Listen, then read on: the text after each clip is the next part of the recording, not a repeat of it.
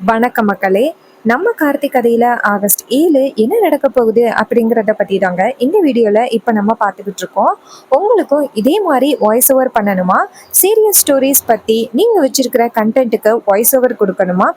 So நம்மளோட Instagram ID இதோ இருக்கு. நாங்கள் உங்களுக்கு வாய்ஸ் ஓவர் பண்ணி கொடுக்குறோம். ஸோ காண்டாக்ட் பண்ணுங்க இன்ஸ்டாகிராம் ஐடியை. சரி வாங்க வீடியோல என்ன நடக்குது அப்படிங்கிறத பார்க்கலாம். நம்ம ஹீரோ இருக்காருல்ல, அவர் வந்துட்டு நேரா அந்த ஆஃபீஸரை போய் பார்க்குறாரு. அவரு ஹீரோவை பார்த்ததும், சார் யாரு சார் நீங்க, என்ன விஷயமா வந்திருக்கீங்க அப்படின்னு. ஹீரோ சொல்றாரு, இது மாதிரி என் ஒய்ஃப் பேர் வந்து ரேவதி, அவங்களோட பேரு இதோ இருக்கு, அவங்களோட பேர்ல ரிட்டர்ன் டிக்கெட் புக் ஆயிருக்கான்னு மட்டும் பார்த்து சொல்லுங்களேன் அப்படின்னு. அப்போ அவர் வந்து பார்க்குறாரு. பார்த்துட்டு, ஆமா சார், ரிட்டர்ன் டிக்கெட் புக் ஆயிருக்கு அப்படின்னு. அப்ப ஹீரோ சொல்றாரு, அந்த ரிட்டர்ன் டிக்கெட்டை கொஞ்சம் காமிங்களேன் அப்படின்னு. உடனே அவரும் சரி அப்படின்னு சொல்லிட்டு ரிட்டர்ன் டிக்கெட்டை எடுத்து காமிக்கிறாரு. ஹீரோ அதை பார்த்துட்டு, இங்க பாருங்க, நீங்க கொடுத்த ரிட்டர்ன் டிக்கெட் வந்துட்டு போலியானது, உண்மை கிடையாது. எதுக்கு நீங்க இப்படி பொய் சொல்றீங்க அப்படின்னு. அதுக்கு அவர் சொல்றாரு, சார் நாங்க பொய் சொல்லணும் அப்படின்னு அவசியம் இல்லை, நாங்க கரெக்டா ரிட்டர்ன் டிக்கெட் என்னவோ அதை தான் நாங்க கொடுக்குறோம். நீங்க எதுக்கு இப்ப எங்க மேல தேவையில்லாம பழி போடுறீங்க அப்படின்னு. அப்ப ஹீரோ சொல்றாரு, அப்போ நீங்க சொல்றது உண்மை அப்படின்னு சொல்றீங்க. சரி, நான் இப்பவே அதிகாரிங்களை கூப்பிடுறேன். அவங்களே வந்து செக் பண்ணி பார்த்துட்டு இது உண்மையா இல்ல பொய்யா அப்படிங்கிறத பத்தி அவங்களே சொல்லிடுவாங்க. என்ன ரெடியா அப்படின்னு. இதை கேட்டதும் அவரு ஷாக் ஆகி, சார் சார் தயவு செஞ்சு சொல்லிடாதீங்க சார், யாருக்கிட்டையும் சொல்லிடாதீங்க சார். அப்ப ஹீரோ சொல்றாரு, அப்போ என்ன நடந்துச்சு அப்படிங்கிறத என்கிட்ட சொல்லு அப்படின்னு. அப்ப அவர் சொல்றாரு, சார் நேத்து சந்திரான்னு ஒரு மேடம் வந்தாங்க சார், டிக்கெட் புக் பண்ண சொன்னாங்க. ஆனா ரிட்டர்ன் டிக்கெட் ஒன்று போலியா கொடுக்க சொன்னாங்க. உடனே நானும் ஏன்னு கேட்டேன். அவங்க வந்துட்டு எனக்கு காசு நிறைய கொடுத்தாங்க. சரி இதுல என்ன இருக்கு அப்படின்னு நினைச்சுக்கிட்டு நானும் ரிட்டர்ன் டிக்கெட்டை போலியா பிரிண்ட் பண்ணி கொடுத்துட்டேன். இதை கேட்டதும் ஹீரோ சொல்றாரு, இங்க பாரு, உன்னை நம்பி எத்தனை பேர் வராங்க, அவங்களுக்கு உன்னால எப்படி துரோகம் பண்ணணும் அப்படின்னு தோணுச்சு. நீ எல்லாம் ஒரு மனுஷனா? காசுக்கு ஆசைப்பட்டு நீ என்ன வேணாலும் பண்ணுவியா அப்படின்னு. அதுக்கு அவர் சொல்றாரு, சார் சார் என்னை மன்னிச்சிருங்க சார், அவங்க நிறைய பணம் தரேன் அப்படின்னு சொன்னாங்க, அந்த பணத்துக்கு ஆசைப்பட்டு நான் இப்படி பண்ணிட்டேன் சார். ஹீரோ சொல்றாரு, சரி ஓகே, அந்த போலியான ரிட்டர்ன் டிக்கெட்டை மட்டும் என்கிட்ட கொடு அப்படின்னு. உடனே அவரும் சரிங்க சார் அப்படின்னு சொல்லிட்டு போலியான அந்த ரிட்டர்ன் டிக்கெட்டை மட்டும் கையில கொடுக்குறாங்க. ஹீரோ அந்த போலியான ரிட்டர்ன் டிக்கெட்டை வாங்கிக்கிட்டு இதை வச்சு, இன்னைக்கு அத்திக்கு ஒரு முடிவு கட்டுறேன், இவ்வளோ தைரியம் இருந்தா ரேவதியை என்கிட்டேருந்து பிரிக்கணும் அப்படிங்கிறதுக்காக அவங்க இப்படி ஒரு காரியத்தை பண்ணியிருப்பாங்க அப்படின்னு சொல்லிட்டு ஹீரோ சரியான டென்ஷன்ல நேரா வந்து ஏர்போர்ட்டுக்கு கிளம்புறாரு. வீட்டில் வந்துட்டு ரேவதி இருக்காங்கல்ல, அவங்க திங்ஸ் எல்லாம் பேக் பண்ணிட்டு வெளியில வந்துட்டு, அம்மா தேவையான திங்ஸ் எல்லாத்தையுமே பேக் பண்ணிட்டேன். அப்போ ஈஸ்வரி சொல்றாங்க, உங்க அப்பா எங்கடி அப்படின்னு. ரேவதி சொல்றாங்க, அப்பா ரூம்ல இருப்பாரு, அவர்கிட்ட நான் போயிட்டு வரேன் அப்படின்னு சொல்லிட்டேனே. அதுக்கு ஈஸ்வரி சொல்றாங்க, சரி சரி வா அப்படின்னு சொல்லிட்டு வெளியில வராங்க. வெளியில வந்துட்டும் ரேவதியை ஹக் பண்றாங்க. அப்ப ரேவதி சொல்றாங்க, அம்மா என்னம்மா, நான் வந்துட்டு போயிட்டு 3 நாளையில வந்துடுவேன், நீங்க ஏன் இவ்வளோ ஒரி பண்றீங்க அப்படின்னு. அப்ப ஈஸ்வரி சொல்றாங்க, இல்லடி சும்மாதான் அப்படின்னு. ரேவதி சொல்றாங்க, இல்லம்மா எனக்கு என்னமோ நீங்க ரொம்ப ஒரி பண்ற மாதிரி தெரியுது, நீங்க ஏன் இப்படி வருத்தப்படுறீங்க, நான் போயிட்டு உடனே வந்துடுவேன், எனக்கு எந்த வித பிரச்சனையும் இல்லைம்மா அப்படின்னு. ஈஸ்வரி சொல்றாங்க, சரிடி நீ போயிட்டு பத்திரமா இருக்கணும் சரியா. ரேவதி சொல்றாங்க, அம்மா நான் தான் போயிட்டு 3 நாளையில வந்துடுவேன் அப்படின்னு சொல்றாங்க, நீங்க ஏன் பயப்படுறீங்க அப்படின்ட்டு. அப்ப சந்திரா சொல்றாங்க, இல்ல ரேவதி, உன்னை இவ்வளவு தூரம் தனியா அனுப்புனது இல்ல, அதான் அக்கா வருத்தப்படுறா, சரி நீ கார்ல ஏறு அப்படின்னு. ரேவதியும் கார்ல ஏறுறாங்க. ரேவதி கார்ல ஏறினதும் சந்திரா ஈஸ்வரிய பார்த்து, அக்கா உன்னோட எமோஷன்ஸை கொஞ்சம் கண்ட்ரோல் பண்ணுக்கா, உன் பொண்ணு கண்டுபிடிச்சிருவா, அப்புறம் பிரச்சனை ஆகிரும் சரியா. அதுக்கு ஈஸ்வரி சொல்றாங்க, இல்லடி என்னமோ எனக்கும் அவளை ரொம்ப தூரம் அனுப்புறமே அப்படின்னு எனக்கு பயமா இருந்துச்சு. சந்திரா சொல்றாங்க, அக்கா அந்த டிரைவர் பையன்கிட்டேருந்து உன் பொண்ணை பிரிக்கணும், அதுதான் நம்மளுடைய முதல் குறிக்கோளே, நீ அதை விட்டுட்டு தேவையில்லாம வந்துட்டு கண்டதையும் பத்தி யோசனை பண்ணிக்கிட்டு இருக்காத. அப்ப ஈஸ்வரி சொல்றாங்க, சரி சந்திரா நீ சொல்றது சரிதான், என் பொண்ணை இப்போதைக்கு வெளிநாடு அனுப்புறது மட்டும்தான் முக்கியம், மற்றபடி எனக்கு வேற எதுவுமே முக்கியம் இல்லை அப்படின்னு நினைச்சிட்டு ரேவதியை வந்து கார்ல ஏத்துறாங்க. நேரா ஏர்போர்ட்டுக்கு போறாங்க. இன்னொரு பக்கம் நம்ம மயில் இதையெல்லாம் பார்த்துட்டு, அத்தை ஏன் இப்படி எமோஷன் ஆகுறாங்க, கண்டிப்பா இதுக்கு பின்னாடி ஏதோ ஒரு காரணம் இருக்கும், இதுக்கும் சகலைக்கிட்ட இந்த விஷயத்தை பற்றி சொல்லுவோம் அப்படின்னு நேராக நம்ம ஹீரோவுக்கு ஃபோன் பண்ணுறாங்க. நம்ம ஹீரோ வந்துட்டு ஃபோன் அட்டன் பண்ணி சொல்லுங்க அப்படின்னு சொல்ல அதுக்கு அவர் சொல்கிறாரு, சகலை அத்தை வந்துட்டு ஏதோ நமக்கு தெரியாமல் ஏதோ மிகப்பெரிய விஷயத்த பண்ணிக்கிட்டு இருக்காங்களோ அப்படின்னு தோணுது. அப்போ ஹீரோ கேட்குறாரு, ஏன் என்னாச்சு அப்படின்னு. அதுக்கு அவர் சொல்கிறாரு, ஆமாம் சகலை, அத்தை வந்துட்டு ரேவதியை ஒரு கல்யாண விஷயமா கனடா வரைக்கும் அனுப்புறாங்க. ஆனா அத்தியோட முகமே சரியில்லை. என்னமோ ரேவதிய அனுப்பிட்டு ரேவதி திரும்பி வரமாட்டா அப்படிங்கிற மாதிரி அவங்க முகம் இருக்கு. இதை கேட்டதும் ஹீரோ ஷாக் ஆகுறாரு. சரி, நான் நேர ஏர்போர்ட்டுக்கு தான் போயிட்டு இருக்கேன். எனக்கு ஒரு பக்கம் சந்தேகம் இருந்துச்சு. அத்தை ஏதோ ரேவதியா தப்பு பண்றாங்க, ஏதோ வெளிநாடு அனுப்புறாங்க அப்படின்ட்டு எனக்கு சந்தேகம் இருந்துச்சு. ஸோ அதே மாதிரி ரேவதியை ரொம்ப தூரம் அவங்க வெளிநாடு அனுப்புகிறாங்க அப்படிங்கிறது தெரிஞ்சு போச்சு. நான் விட மாட்டேன். ரேவதியை அவங்க திரும்பி வர வைக்க கூடாது அப்படிங்கிறதுக்காக தான் இவ்வளோ பெரிய பிளான் பண்ணிக்கிட்டு இருக்காங்க.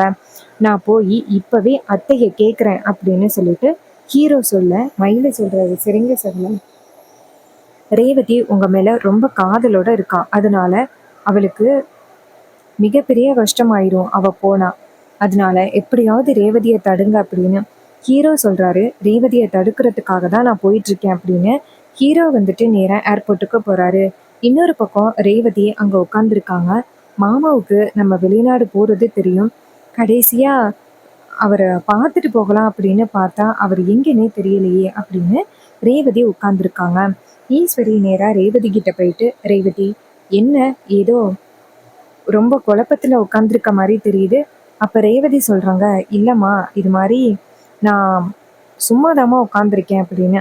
அப்ப ஈஸ்வரி சொல்றாங்க, இங்க பாரு, உனக்கு இன்னும் கொஞ்ச நேரத்துல ஃப்ளைட்டு, கண்டதையும் பத்தி யோசிக்காம உட்காந்துரு அப்படின்னு. அப்ப ரேவதி சொல்றாங்க, சரிம்மா அப்படின்னு. அப்ப சந்திரா நேரா ஈஸ்வரியை பார்த்து, அக்கா ஒரு நிமிஷம் இங்க வாயேன் அப்படின்னு. சந்திரா நேரா கூப்பிட்டத்தோட ஈஸ்வரி நேரா சந்திரா கிட்ட போயிட்டு, என்னாச்சு சந்திரா அப்படின்னு. அப்ப சந்திரா சொல்றாங்க, அக்கா உன் பொண்ணு வந்துட்டு அந்த டிரைவர் பையன் வருவானா அப்படின்னு பார்த்துக்கிட்டு இருக்கா. அப்போ அந்த டிரைவர் பையலுக்கு உன் பொண்ணு கனடா போறது தெரிஞ்சிருக்கு. அவன் என்ன ஏது அப்படின்னு இன்னரும் விசாரிக்க ஆரம்பிச்சிருப்பான்க்கா. ஈஸ்வரி சொல்றாங்க, ஆமா சந்திரா, கண்டிப்பா அவன் இன்னரும் யோசிக்க ஆரம்பிச்சிருப்பான். அதுக்கு சந்திரா சொல்றாங்க, அக்கா சீக்கிரம் உன் பொண்ணை அனுப்பணும். அதுக்கு சந்திரா சொல்றாங்க, ஆமாக்கா சீக்கிரம் அனுப்பணும் அப்படின்னு சொல்லி பேசிக்கிட்டு இருக்காங்க. அப்போ ஈஸ்வரி நேரா ரேவதி கிட்ட வந்துட்டு, அம்மாடி ரேவதி, உனக்கு ஃப்ளைட்டு வந்துட்டு இன்னும் ஒரு 10 நிமிஷம் டிலே ஆகும்னு நினைக்கிறேன். நீ போய் அங்கே உட்காந்துருக்கியா அப்படின்னு. ரேவதி சொல்றாங்க, இல்லைம்மா நான் இங்கேயே உட்காந்துருக்கேன் அப்படின்னு. ஈஸ்வரி சொல்றாங்க, இல்லை ரேவதி நீ உள்ளார போய் உட்காரு அப்படின்னு. ரேவதி கேட்குறாங்க, அம்மா நான் இங்கேயே உட்காந்துருக்கேன், இங்கே தான் எனக்கு ஃப்ரீயாக இருக்கு அப்படின்னு. அப்போ ரேவதி நினைக்கிறாங்க, எப்படியும் அவர் என்னை தேடி வருவார். அப்போ நான் இங்கே இல்லாமல் உள்ளார போய் உட்காந்துருந்தேன் அப்படின்னா மாமாவுக்கு நான் எங்கே இருக்கேன் அப்படின்னு தெரியாது. அது ரொம்பவே கஷ்டமாயிடும். அதனால நான் வந்துட்டு இங்கேயே உட்காந்துருக்கேன் அப்படின்னு அவங்க மனசுல நினைக்கிறாங்க. அப்ப ஈஸ்வரி சொல்றாங்க, ரேவதி சொல்றது கேளு, உள்ளர போய் உட்கார ரேவதி. ரேவதி சொல்றாங்க, அம்மா நான் கரெக்டா தாம்மா இருக்கேன், எனக்கு எந்த பிரச்சனையும் இல்லைம்மா அப்படின்ட்டு. அதே நேரத்துல ஹீரோ அந்த இடத்துக்கு வந்துடுறாரு. வந்துட்டு ரேவதி அப்படின்னு சத்தம் போடுறாரு. நம்ம ஹீரோயினுக்கு ஹீரோவோட சவுண்டு கேட்டதோட நம்ம ரேவதி ரொம்ப சந்தோஷமா திரும்பி பார்க்குறாங்க, மாமா அப்படின்னு. அப்ப ஈஸ்வரி ஹீரோவை பார்த்துட்டு அதிர்ச்சி ஆகுறாங்க. ஈஸ்வரி ரேவதியை பார்த்து, ரேவதி உனக்கு தான் அவனை சுத்தமா பிடிக்காதுல்ல, ஸோ நீ இங்கேயே உட்காந்துரு, அவனை நான் அனுப்பிடுறேன் அப்படின்னு. ரேவதி சொல்றாங்க, இல்லம்மா நானும் வந்து மாமா கிட்ட கேட்குறேன், எதுக்கு நீங்க இங்க வந்தீங்க அப்படின்னு. நானும் மாமா கிட்ட போயிட்டு 4 கேள்வி கேட்குறேன். அப்ப ஈஸ்வரி சொல்றாங்க, இங்க பாரு ரேவதி, அதெல்லாம் நீ வர வேணாம். அவங்கிட்ட நான் எல்லாம் சொல்லணுமோ அதை நான் சொல்லிக்கிறேன், நீ வந்துட்டு வரணும் அப்படின்னு அவசியம் இல்லை அப்படின்னு. அப்ப ரேவதி சொல்றாங்க, இல்லம்மா நான் போய் கேட்குறேன் அப்படின்னு சொல்ல ரேவதி நேரா அங்க போயிட்டு நேரா ஹீரோவை பார்த்து, உங்களை யார் இங்க வர சொன்னது, நான் எங்க இருந்தாலும் நீங்க இங்க வந்துருவீங்களா அப்படின்னு. ரேவதி ஹீரோவை பார்த்து, ரேவதி ஒரு நிமிஷம் நான் சொல்றதை கேளு அப்படின்னு. ரேவதி கேட்குறாங்க, என்னாச்சு மாமா, ஏதாவது பிரச்சனையா அப்படின்னு. ரேவதி உன்னை வந்துட்டு மாமா வெளிநாட்டுக்கு அனுப்பிட்டு திரும்பி வரவிடாம தடுக்கிறது தான் அத்தையோட திட்டமே. உனக்கு போகிறதுக்கு டிக்கெட் புக் பண்ணிட்டாங்க, ஆனால் திரும்பி வரத்துக்கு டிக்கெட்டை அவங்க புக் பண்ணவே இல்லை. ரிட்டன் டிக்கெட் உன்கிட்ட காமிச்சது போலியானது. உன்னை நல்லா ஏமாத்தி வெளிநாட்டுக்கு அனுப்பிட்டு என் கூட வாழ விடாம தடுக்கிறது தான் அத்தையோட பிளானே. இதை கேட்டதும் ரேவதி அதிர்ச்சி ஆகுறாங்க. அப்போ மாமா, நம்ம 2 பேரும் வந்துட்டு இப்போ பேசிக்கிட்டு இருக்க விஷயம் அம்மாவுக்கு தெரியுமா அப்படின்னு. அப்ப ஹீரோ சொல்றாரு, ஆமா ரேவதி, அத்தைக்கு இந்த விஷயம் எப்படியோ தெரிஞ்சுட்டு நம்ம கோவில்ல இருக்கிறத வச்சுதான் அத்தை கண்டுபிடிச்சிருப்பாங்க போல. இதை கேட்டதும் ரொம்பவே அதிர்ச்சி ஆகுறாங்க ரேவதி. மாமா, அம்மா என்கிட்ட இவ்வளோ பெரிய பொய் சொல்லுவாங்க அப்படின்னு நான் கொஞ்சம் கூட எதிர்பார்க்கவே இல்லை. அதுக்கு ஹீரோ சொல்றாரு, ஆமா ரேவதி, இப்போ அத்தை வருவாங்கல்ல, அவங்க கிட்ட கேளு அப்படின்னு. அப்ப ஈஸ்வரி அந்த இடத்துக்கு வராங்க. வந்துட்டு, டிரைவர் பையலு, உன்னை யாரு இங்க வர சொன்னது அப்படின்னு. அப்ப ஹீரோ சொல்றாரு, அத்தை, நீங்க ரேவதிக்கு போலியான ரிட்டர்ன் டிக்கெட் போட்டிருக்கீங்களே, அதை பத்தி ரேவதி கிட்ட சொல்லுங்களேன் அப்படின்னு. ரேவதி அவங்க அம்மாவை பார்த்து, அம்மா, மாமா சொல்றது உண்மையா? நான் கனடா போனா என்னால திரும்பி வர முடியாதா அப்படின்னு. ஈஸ்வரி சொல்றாங்க, இங்க பாரு ரேவதி, எல்லாமே உன்னோட நல்லதுக்காக தான் பண்ணிக்கிட்டு இருக்கேன். நீ எந்த பிரச்சனையும் இல்லாம சந்தோஷமா இருக்கணும் அப்படிங்கிறதுக்காக தான் நான் இப்படி பண்றேன். உன் அம்மா என்ன பண்ணாலும் உனக்கு நல்லது தான் பண்ணுவா. ரேவதி சொல்றாங்க, போது நிப்பாட்டுங்கம்மா. ஏன் என்கிட்ட நீங்க இவ்வளவு பெரிய பொய் சொன்னீங்க? நான் கனடா போயிட்டு திரும்பி வரக்கூடாது. அப்ப மாமாவை நான் கடைசி வரைக்கும் பார்க்க கூடாது. அவர் கூட சேர்ந்து சந்தோஷமா வாழக்கூடாது அப்படிங்கிறது தான் உங்களோட திட்டமே. இங்க பாருமா, என்னைக்கு நீங்க வந்துட்டு எனக்கே தெரியாம என்னை வெளிநாடு அனுப்பணும் அப்படின்னு முயற்சி பண்ணீங்களோ, அப்பவே நான் உங்களை வெறுத்துட்டேன். அது மட்டும் இல்லாம எவனோ ஒருத்தனுக்கு என்னை கல்யாணம் பண்ணி வைக்கிறதுக்காக முயற்சி பண்ணீங்க. அதுவும் எனக்கு பழைய ஞாபகங்கள் இல்லை அப்படிங்கிறத உங்களுக்கு ஆயுதமா பயன்படுத்திக்கிட்டு நீங்க பண்ணீங்க. ஸோ உங்களை மாதிரி ஒரு அம்மாவை நான் பார்த்ததே கிடையாது. ஒரு பொண்ணோட சந்தோஷம் தான் ஒருத்தருக்கு ரொம்ப முக்கியம். ஆனா நீங்க அதை பத்தி எல்லாம் பெரிய விஷயமா எடுத்துக்காம எந்த அளவுக்கு நீங்க இவ்வளவு பெரிய விஷயத்த பண்ணியிருக்கீங்க. அம்மா, நீங்க யாருக்கிட்டேருந்து என்னை பிரிக்கணும் அப்படின்னு பண்ணீங்களோ, இப்போ நான் அவரையே கல்யாணம் பண்ணிக்க போறேன் அப்படின்னு சொல்லிட்டு ரேவதி அவங்க கையில இருக்கிற தாலியை எடுக்கிறாங்க. ஹீரோ ரேவதியை பார்த்து, ரேவதி, இந்த தாலியை நீ கையிலே வச்சிருக்கியா? ரேவதி சொல்றாங்க, மாமா, இது நீங்க என் கழுத்துல கட்டின தாலி மாமா. இது எப்படி நான் வீட்டுல ஏனோ தானோன்னு போடுவேன்? நீங்க என்னோட புருஷன். ஸோ நான் என்னைக்குமே இந்த தாலியை தூக்கி வீசிட மாட்டேன்.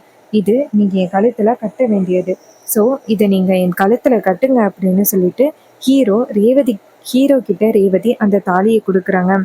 ஈஸ்வரி பார்த்துட்டு, டிரைவர் பையலே, என் பொண்ணோட கழுத்துல மட்டும் நீ தாலி கட்டுனன்னு வச்சுக்கோங்க, அவ்வளோதான் அப்படின்னு. அப்ப ஹீரோ சொல்றாரு, இங்க பாருங்க அத்தை, நீங்க பண்ண தப்புக்கு தான் நீங்க இப்ப தண்டனை அனுபவிக்க போறீங்க.